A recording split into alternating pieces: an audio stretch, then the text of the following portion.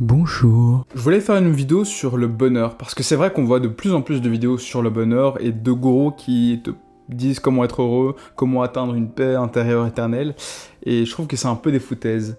Paradoxalement, on voit de plus en plus de gens qui sont vraiment en dépression, qui sont vraiment malheureux, tristes, et on pourrait se demander, est-ce que c'est pas cette poursuite du bonheur qui nous rendrait au final assez malheureux?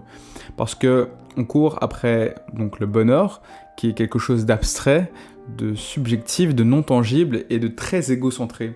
C'est mon bonheur, mon bien-être, et c'est moi, moi, moi, moi. Et il y a quelque chose aussi de paradoxal dans tout ça, donc, et ça vaut pour tout. Plus tu désires quelque chose, plus il y a un truc mental qui te dit que tu n'as pas cette chose-là, plus tu la mets sur un piédestal et tu oublies de vivre le moment présent. Et ce que je veux dire par là, c'est plus tu vas aussi mettre tout dans le futur, tu vas te dire quand je ferai ça, je serai heureux, et ainsi de suite, et donc tu vas pas permettre au présent de t'apporter des opportunités. Et il y a quelque chose d'autre dans notre génération qui, je pense, nous laisse dans une sorte d'insatisfaction permanente, c'est le paradoxe du choix. Donc imagine, tu es au restaurant et le serveur vient et te demande si tu veux du vin ou de l'eau. Le choix est simple, tu ne te prends pas la tête. Maintenant imagine le même serveur te donner un menu avec 500 boissons différentes. C'est là que ça devient compliqué. Parce que oui, tu vas choisir une boisson, mais tu vas renoncer à 499 autres boissons. Et du coup, tu es moins satisfait que dans la première situation où tu n'avais qu'une boisson à renoncer. Et c'est un peu le problème de notre génération, surtout issue de la classe moyenne à aisée, parce qu'on a grandi avec des parents qui nous disaient « Écoute, tu peux faire un peu ce que tu veux, tu peux être ce que tu veux, tu peux être médecin, peintre, musicien, chimiste, agent immobilier, etc. » Mais au final, tu ne seras jamais à 100% satisfait de ton choix parce que tu auras l'impression de renoncer à trop de carrières possibles.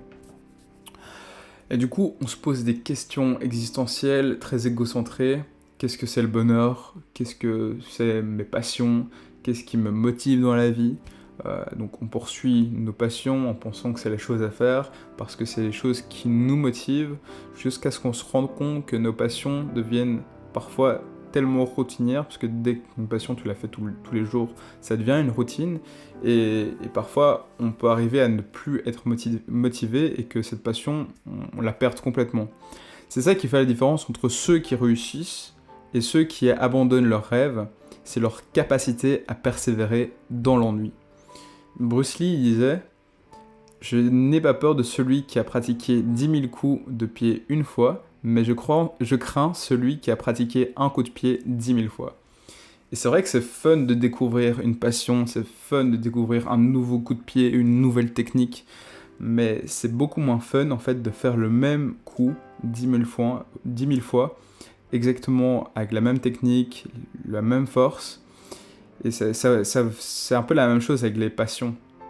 C'est d'office la répétition du mouvement va parfois être ennuyeux. C'est ça qui va créer en fait la différence entre les pros et les amateurs. Parce qu'une fois que tu as dépassé un peu les beginners gains, les progrès rapides au début, tu as l'impression de ne plus vraiment progresser. Alors que oui, en fait, tu progresses, mais les marches de progression sont de plus en plus lentes.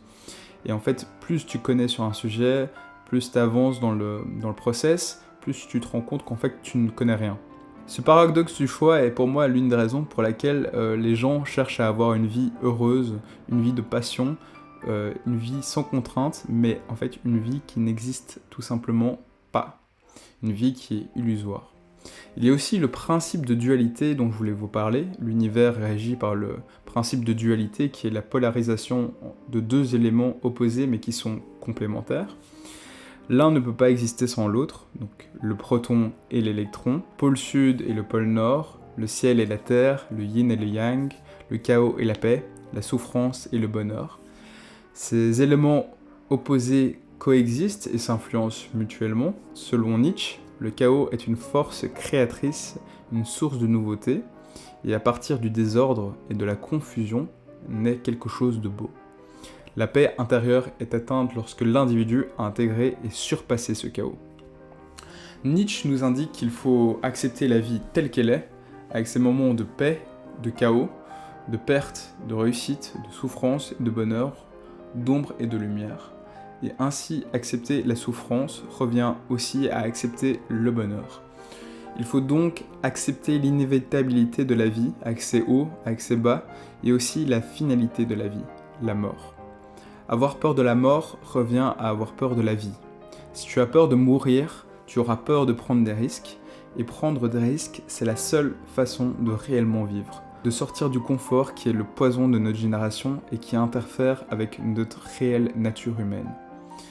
Voilà, c'était une petite réflexion philosophique du jeudi. On se voit très bientôt, c'était Traction Man, ciao!